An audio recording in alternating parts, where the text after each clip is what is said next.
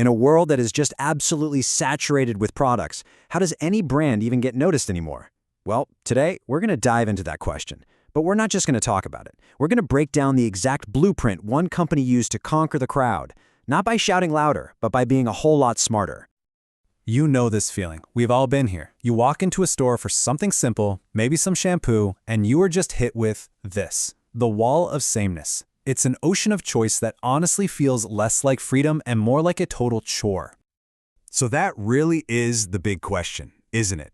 When the shelves are already this packed, and you've got legacy brands with these massive budgets, how does a new face in the crowd even stand a chance of getting noticed? This challenge, it actually has a name, the wall of sameness, and it's the very first hurdle that every new product has to clear. Overcoming it, well, that requires a completely different way of thinking. You know, the usual playbook is just to shout louder, brighter colors, bigger ads, more noise. But the company we're looking at today did the exact opposite. They chose to whisper, but they made sure that that whisper was heard loud and clear by a very specific and very receptive group of people. Their solution was something they called the gateway strategy, and this approach would completely transform their business, literally from the ground up. And here's the absolute game changer.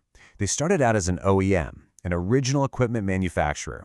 You could think of them like a ghostwriter, you know?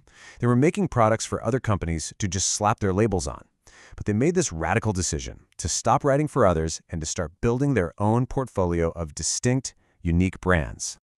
And look, this wasn't some overnight change. It was a really deliberate, planned-out journey.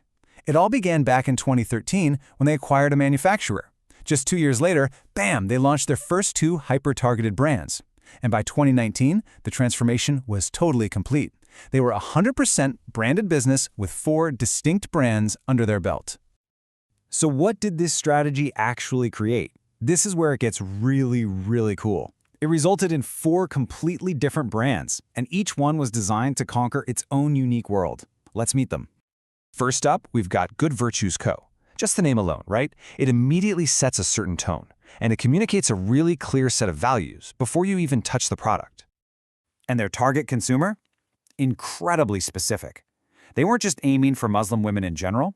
They were speaking directly to modern, futuristic Muslim women who wanted halal-certified products, but also craved that international, stylish feel.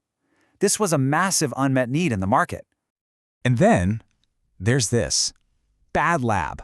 The name alone tells you we have jumped into a completely different universe. What's it stand for? The Brave and Daring Laboratory. So who's this for? Think of the adventurous guy, the Red Bull and extreme sports fan. Their big insight was that most male grooming products kind of felt like they were designed from a female perspective. Bad Lab was created to be unapologetically for men, by men, with this really cool, unconventional edge. And this slide just says it all, doesn't it? On the left, you've got the bright, floral, gentle world of Good Virtues Co. On the right, the dark, edgy aesthetic of Bad Lab. I mean, they couldn't be more different, but they come from the exact same company, born from the exact same strategy. Don't try to be for everyone, be everything to someone.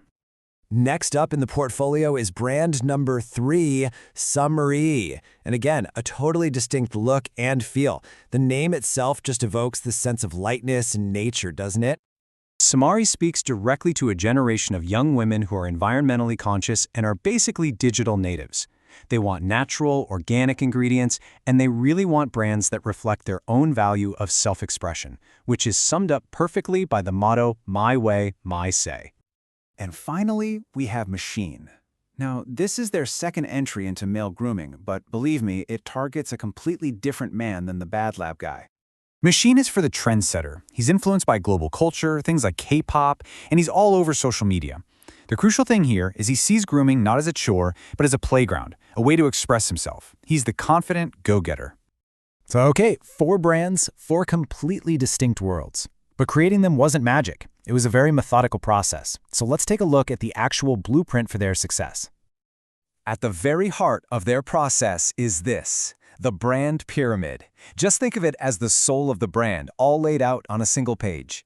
Everything is built from the ground up, starting with a deep consumer insight right at the base.